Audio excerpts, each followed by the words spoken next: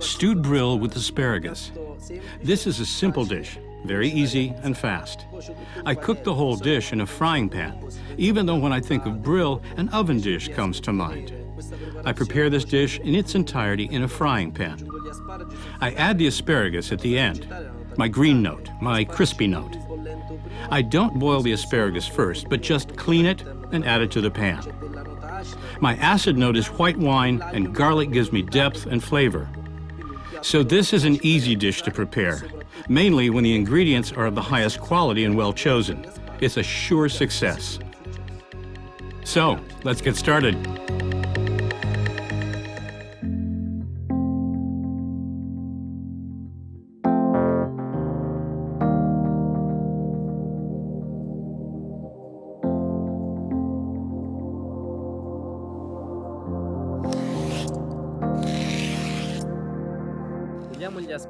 We'll peel the asparagus with a potato peeler to eliminate the tough fibrous part.